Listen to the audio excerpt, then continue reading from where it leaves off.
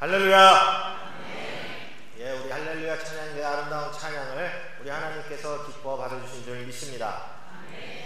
아까 찬양대원들이 이렇게 내려가는데 웬 새가 잘 내려가는지 이렇게 살펴보는 것 같아요. 안 넘어지고 잘 내려가는지. 예, 막간 퀴즈 문제 하나 드리겠습니다. 아까 나온 그 새의 정체가 뭘까요? 예? 물총새. 네, 물총새. 네. 파랑새입니다. 파랑새. 파랗잖아요. 네. 빨강은 빨강새, 파랑은 파랑새입니다. 파랑새 그러면 우리가 보통 생각하는 게 행복을 상징한다 이렇게 알고 있습니다. 그 벨기에 태생의 프랑스 작가가 있는데요. 메텔르링크가 희곡 파랑새라는 작품을 통해서 인간의 행복이란 무엇인가, 과연 이 행복은 어디에 있는 것인가 우리에게 질문을 던진 적이 있습니다.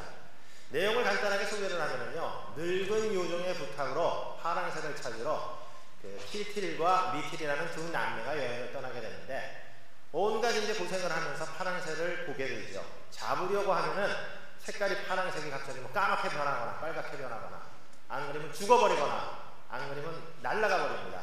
결국 잡지 못하고 집으로 이제 돌아오게 되는데, 집에 있는 새가 이렇게 보니까 파랑새였던 거예요. 그래갖고 새가 문을 열고 잡으려고 했더니 그 새가 날아갔다는 이야기입니다. 우리가 이 작품을 통해서 알 수 있는 것은요, 행복은 결코 이렇게 멀리 있는 것, 우리가 알지 못하는 곳에 있는 것이 아니라 바로 우리 가까이, 우리가 살고 있는 바로 이 자리에 행복이 있다 하는 것을 우리에게 가르쳐주고 있습니다.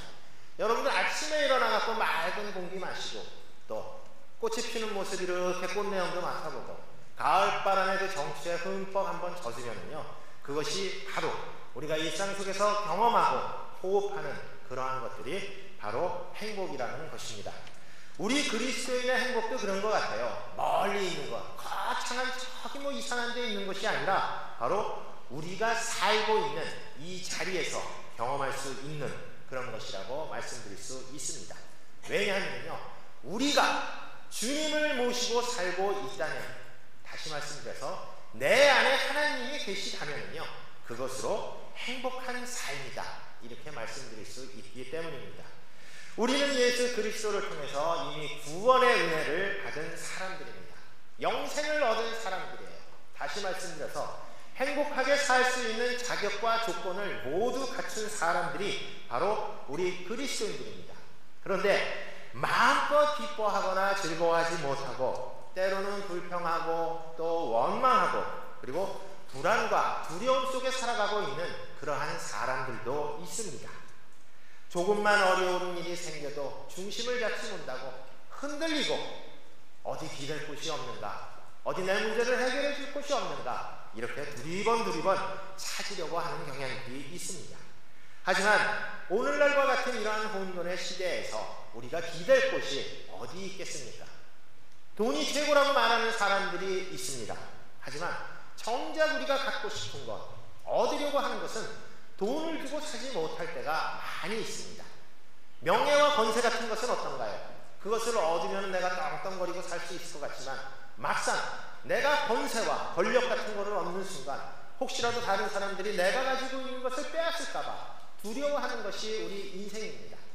건강이나 젊음 같은 것은 어떻습니까? 여러분들 가만히 한번 시간 돌이켜보세요. 아니 벌써 금방 지나가는 것이 바로 세월인 것입니다. 우리의 인생 자체가 이렇게 사라지는 거예요. 어떻게 보면 솔로몬의 말대로 헛되고 또 헛된 것이 우리의 인생이다 이렇게 말씀드릴 수 있습니다. 오늘 본문에 나오는 주인공인 다윗을 한번 보십시오. 다윗은 정말 모든 것을 다 얻은 것 같았지만 그것 때문에 늘 불안해하고 조마조마한 삶을 살았던 그러한 사람이었습니다. 다윗의 등장은 성경 역사에서도 아주 극적입니다.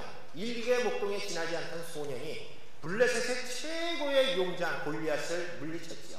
어떻게 됐습니까? 사람들의 인기를 한 몸에 받게 됐습니다. 요즘 말로 얘기한다면 갑자기 떠버린 거예요.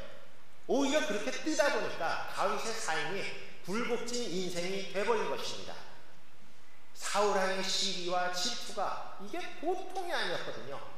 혹시라도 저 녀석이 내 왕의 자리를 빼앗는 것이 아닐까, 늘 다윗을 경계하고 심지어 죽이려고까지 했습니다. 다윗은 그렇게 도망자의 인생을 살 수밖에 없었습니다. 우여곡절 끝에 왕이 되었어요. 왕이 되었으면 모든 것이 다 끝날 줄 알았는데 다윗의 인생이 평탄했습니까? 아닙니다. 자식들 문제 때문에 골치에 골치를 앓을 수밖에 없었어요. 형제들 간에 서로 싸우고 죽이고 마지막에는 아들에 의해서 왕의 자리에 쫓겨나서 그야말로 도망자의 신세로 전락한 것이 바로 다윗의 인생이었습니다. 이때 다윗의 마음이 어떠했습니까?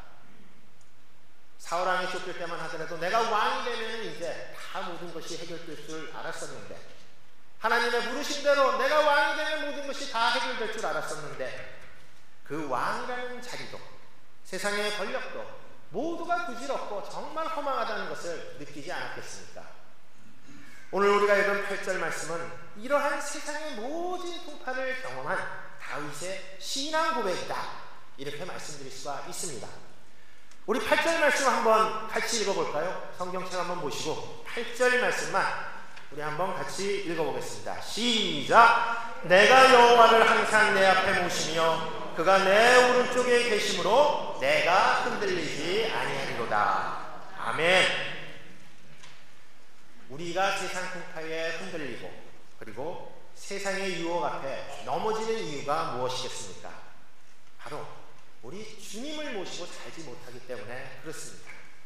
여러분 가슴에 이렇게 한번 손을 얹어보세요. 저처럼. 네. 나는 주님을 모시고 살고 있는가? 뜨끔해요, 솔직히. 예. 그렇다면 우리가 정말 주님을 온전하게 모시고 살기 위해서는 어떻게 해야겠습니까? 우리가 주님을 온전하게 모시고 살기 위해서는 하나님과 우리는 특별한 관계를 맺고 있지만 우리는 정말로 연약한 존재이다 하는 것을 먼저 우리가 깨달아야 합니다.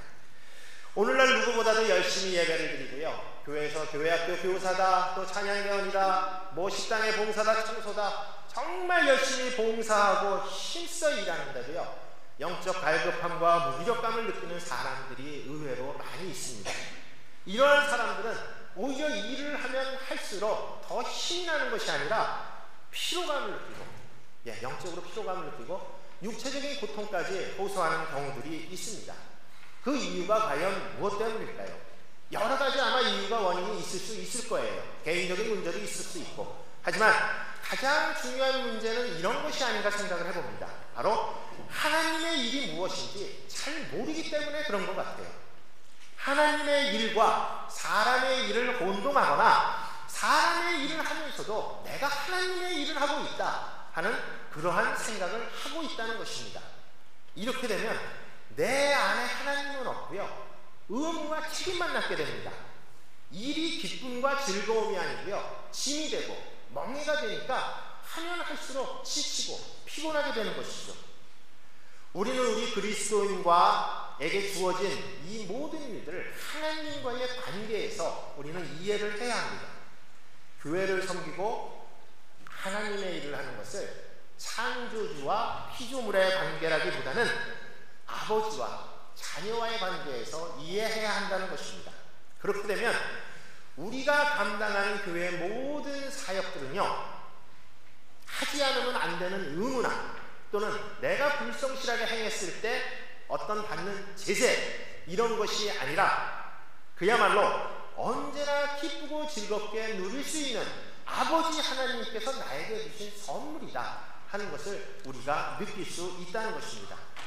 우리가 하나님의 일을 하나님께서 우리에게 주신 선물이다 하는 것을 알기 위해서는요, 하나님과 끊임없이 대화가 필요합니다. 가족들 간에도 그렇잖아요. 부모하고 자녀와의 관계에서도 대화가 없으면 사실 요즘 자녀들 대하기도 그렇게 쉽지가 않습니다. 특별히 중고등학생 자녀들 있는 분들은 잘 아시겠지만 말하기가 무서울 때가 있어요. 그렇기 때문에 부모와 자녀와의 관계도 끊임없이 의사소통이 있어야 합니다. 하나님과 우리의 관계도 결코 다르지 않습니다. 계속 하나님과 얘기를 해야 돼요. 특별히 우리 하나님께서는 어떤 하나님이시냐, 일방적으로 우리에게 뭐 해라, 이거 하면 안 돼, 이렇게 명령하고 뭐 이렇게 지시하시는 하나님이 아니라 항상 우리의 작은 신음에도 귀를 기울여 주시고 우리의 조그마한 상처와 아픔까지도 그야말로 세밀하게 살펴보시는 분이 바로 우리의 하나님이십니다.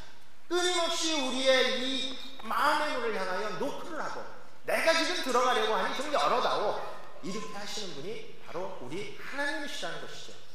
요한계시록 3장 20절 말씀에 보면 우리 주님께서는 내가 문 밖에 서서 두드리노니 누구든지 내 음성을 듣고 문을 열면 내가 그에게로 들어가 그와 더불어 먹고 그는 나와 더불어 마시리라, 이렇게 말씀하셨습니다. 하나님은 계속해서 우리의 마음의 문을 두드리는데 우리가 그 소리를 듣지 못하든지 또는 하나님께서 두드리는 것을 알면서도 우리가 애써 외면한다면 아무런, 정말 하나님과의 우리의 관계는 아무것도 아니라는 것이죠.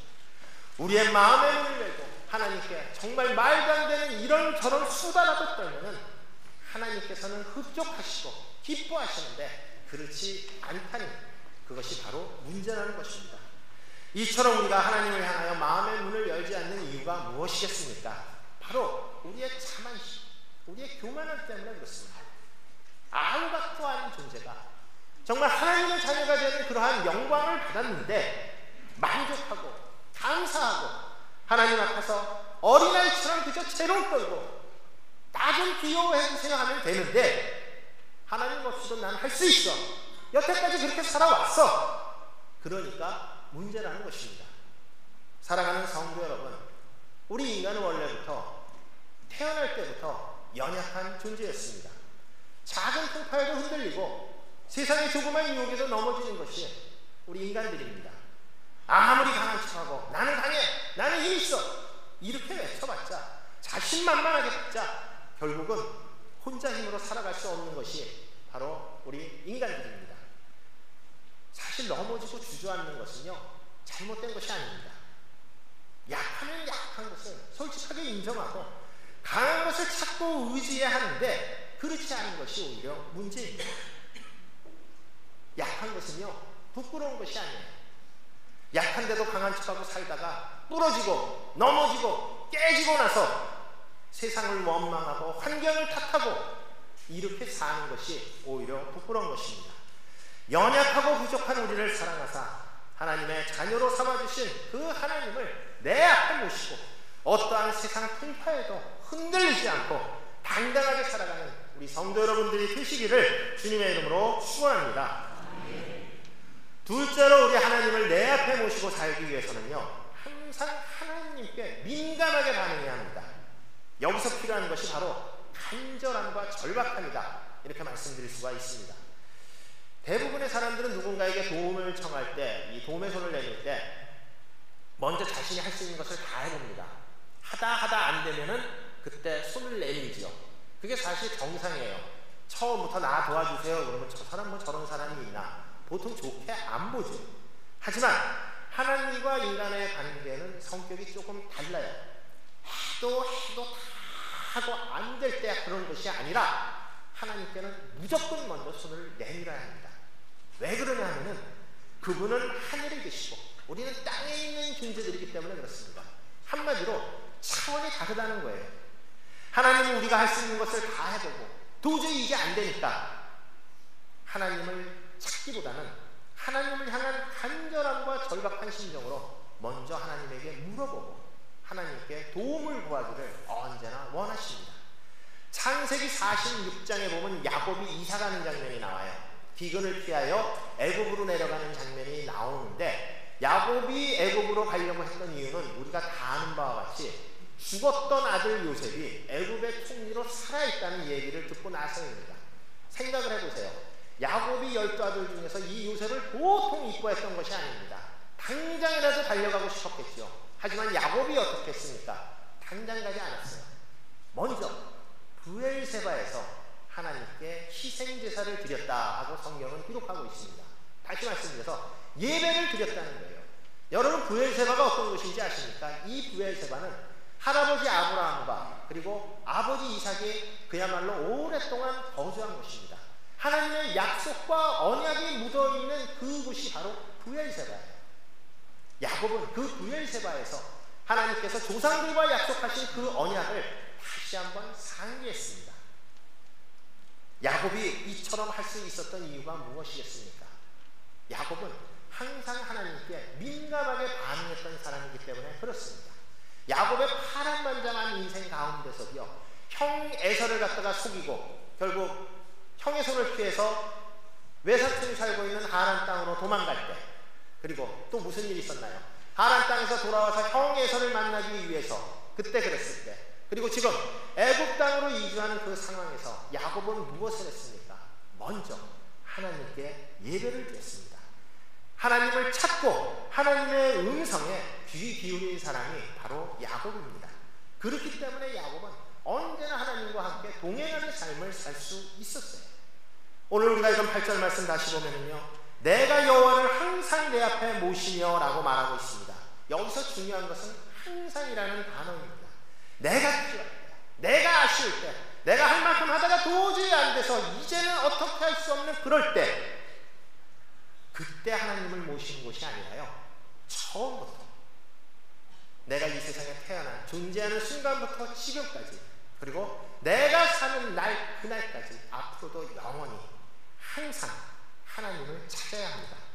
하나님에 대한 이러한 간절함과 절박함이 우리의 마음의 문을 열게 하고, 하나님은 우리 안에 들어오셔서 말할 수 없는 기쁨과 충만한 은혜로 우리를 채워주신 것입니다. 사랑하는 성도 여러분, 여러분 지옥이 무엇이라고 생각합니까?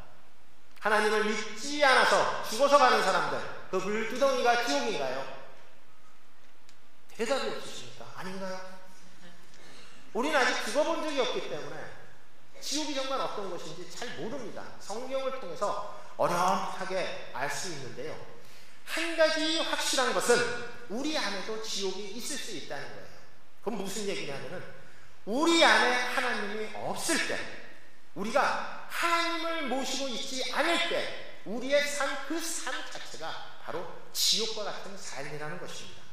하나님을 향한 정말 절박하고 간절한 마음으로 지금 이 자리에서 항상 하나님을 모시고 삶으로써 주님 주시는 기쁨과 은혜를 늘 충만히 누리고 살아가는 우리 성도 여러분들이 되시기를 주님의 이름으로 축원합니다. 셋째로 우리가 하나님을 모시고 살기 위해서는요, 내가 하나님께 속한 사람이다 하는 그러한 확신이 있어야 합니다. 8절 말씀을 제가 공동번역 성경으로 다시 한번 읽어볼게요. 하나님이여 언제나 내 앞에 모시오니 내 옆에 당신 계시면 흔들릴 것 없사옵니다. 다윗은 내가 하나님을 모시고 있기 때문에 절대 흔들리지 않는다 이렇게 고백하고 있죠. 다윗이 이러한 확신을 할 수 있었던 이유는 나는 하나님께 속한 사람이다 하는 그러한 믿음이 있었기 때문에 그렇습니다. 제가 대학 다닐 때 경험했던 좀 황당한 일이 있었는데요, 그 친하게 지내던 복학생 선배가 하나 있었어요. 그 형이었는데요, 그 형이 자신이 살고 있는 하숙집 주인이 친하게 지내는 그 친구들을 초대해갖고 저녁을 대접하고 싶다고 그러더라고요. 그래서 가깝게 지내던 몇 사람들이 그 집에 초대를 받아서 갔습니다. 맛있게 음식을 먹고 그러는데 하숙집 아저씨하고 아주머니가 이런 얘기를 하더라고요. 우리는 어떤 그 종교의 신자들인데 우리 종교에 들어오면은 집도 주고 취업도 시켜주고 심지어 결혼까지 시켜준다고 그러더라고요. 그랬더니 같이 갔던 사람들이 오이? 하고 이렇게 하는데 저는 그때 번쩍했던 게 이거구나. 뭐죠? 에? 이단 통일교입니다. 통일교. 근데 선배 얼굴도 있고 그래서 거기서 당장 뛰쳐나오지는 못하고 꾹꾹 참고 있다가 나와서 제가 그 형한테 그렇게 얘기를 했어요. 형, 그거 통일교라는 이상한 사이비 집단인데 거기 들어가면 큰일 나니까 빨리 나오세요. 그랬더니 그 형이 얼마나 심했던지 저를 보고 불쌍하고 가련한 모습으로 네가 다니는 교회에서 나와서 여기에 빨리 들어와야 된다 그러더라고요. 그래갖고 그 후 그 형 소식이 어떻게 됐는지 잘 모르겠습니다. 성도 여러분, 중요한 거는요, 이단 사이비들이고요, 자기 사람들은 챙깁니다. 잘 챙겨요. 그러니까 한 번 빠지면은 헤어나지 못하고 그냥 푹푹 들어가는 거예요. 이단 사이비도 이 정도인데 전능하신 우리 살아계신 하나님께서는 어떠하시겠습니까? 하나님께서 택한 우리들을 끝까지 책임져 주지 않으시겠습니까? 다윗은 하나님이 어떤 분인지를 분명히 안 사람입니다. 그렇기 때문에 내 옆에 하나님이 계시면 나는 흔들리지 않는다 이렇게 고백할 수 있었던 것이죠. 우리가 하나님을 믿고 신뢰한다는 것은 모든 일이 잘 될 거야, 이러한 막연한 기대감이 아닙니다. 선하고 의로운 하나님께서 나를 지켜주시고 보호하여 주시고 언제나 바른 길로 인도하여 주실 것이라는 바로 그 믿음입니다. 우리가 인생길을 걷다 보면요, 때로는 흔들릴 때 있어요. 넘어질 때 있습니다. 깜깜한 길 갈 때도 있습니다. 어디로 가는지 모르고 헤맬 때도 있습니다. 함께 신앙생활하는 성도들 간에도 상처받고 아픔 주고 가슴에 못을 박을 수도 있습니다. 우리에게 닥치는 이러한 문제들이 우리는 어떻게 해결될지 사실 잘 모릅니다. 우리가 기도하는 대로, 우리가 원하는 대로 이루어지지 않을 수도 있습니다. 그럼에도 불구하고 우리가 하나님을 믿고 하나님을 확신하고 그분께 모든 것을 맡길 수 있는 이유는 단 한 가지입니다. 그분의 길은 우리보다 높으며 그분의 생각은 우리의 생각보다 높기 때문에 그렇습니다. 사랑하는 성도 여러분, 하나님을 모시고 있기 때문에 흔들리지 않는 사람은 어떻게 합니까? 9절 말씀을 보면은 나의 마음이 기쁘고 나의 영도 즐거워하며 내 육체도 안전히 산다, 이렇게 기록되어 있습니다. 하나님을 모시고 사니까 영과 혼과 육이 다 평탄하다는 것입니다. 한마디로 말씀드려서 내가 하나님을 모시고 사니까 나는 행복한 사람입니다. 바로 그러한 고백입니다. 어떤 세상 풍파가 불어오고 심지어 죽음의 위협에 직면한다 할지라도 하나님이 내 앞에 계시기 때문에, 내 안에 예수 그리스도께서 살아계시기 때문에, 성령께서 내 마음을 주장하여 주시기 때문에 이 세상 모든 근심 걱정이 사라지고 이제는 마음의 평안과 위로를 얻고 힘써 주님의 일을 감당하며 살아갈 수 있게 되는 것입니다. 또한 하나님께 소속되었다는 확신을 가지고 사는 사람은 하나님께서 자신을 스올에 버려두지 않으시고 멸망하지 않게 할 것이라는 그러한 믿음이 있습니다. 이 세상 모든 인간은 죽음을 피할 수 없습니다. 누구나 다 죽게 되죠. 하지만 우리 그리스도인들은 죽음을 두려워하지 않습니다. 신실한 그리스도인이라는 죽음을 결코 무서워하지 않습니다. 그 이유가 무엇입니까? 바로 우리는 예수 그리스도를 통하여 죄와 사망의 사슬에서 해방되어 영원한 생명을 얻었다는 그러한 믿음이 있기 때문에 그렇습니다. 사실 하나님 보시기에 우리 인간들이 뭐 큰 기대를 걸 만한 그런 가치가 있는 사람들입니까? 전혀 그런 사람들이 못 되잖아요. 너무나도 부족한 사람입니다. 그렇다고 우리가 하나님께 칭찬받을 그러한 행동을 한 것이 있습니까? 오로지 꾸중 안 부리고 오히려 꾸중 안 듣고 그야말로 징계한다는 것만 하더라도 감사하고 고마운 일이 아닐 수 없습니다. 우리가 하나님께 뭔가 좋은 것을 드릴 수 있는 그럴 만한 능력과 그럴 만한 또 재능을 갖고 있는 그런 사람들입니까? 사실 우리는 아무것도 하나님께 드릴 것이 없습니다.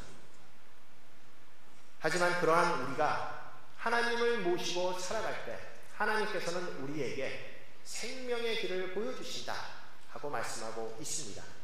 11절 말씀에 주께서 생명의 길을 내게 보이시리니 주의 앞에는 충만한 기쁨이 있고 주의 오른쪽에는 영원한 즐거움이 있다 하고 말씀하고 있습니다. 아무런 자격과 조건도 갖추지 못한 우리가 이처럼 놀라운 사랑과 은총을 받았는데 그 기쁨과 감격이 정말 크지 않겠습니까?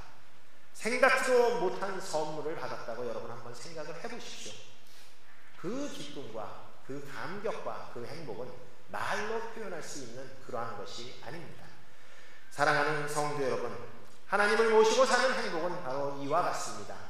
우리가 우리의 연약함을 인정하고 늘 간절한 마음으로 하나님을 찾고 우리가 하나님께 소속되었다는 그러한 믿음과 확신을 가지고 살아갈 때 우리는 우리 안에 하나님을 모시고 살아갈 수가 있습니다. 하나님을 모시고 살아갈 때 우리의 영과 육체는 다 건강하고 결코 우리의 삶은 멸망하지 않으며 영원한 기쁨과 즐거움을 우리 평생 누리며 살아갈 수 있습니다. 이 세상이 아무리 험난하고 그리고 우리의 믿음을 흔들고 우리를 유혹한다 할지라도 하나님을 모시고 사는 사람은 결코 넘어지지 않습니다. 바로 이렇게 사는 그리스도인들이 세상에서 가장 행복한 사람들입니다. 우리 성도 여러분 모두가 이러한 기쁨과 은혜와 감격을 누리며 살아가시기를 우리 주님의 이름으로 축원합니다.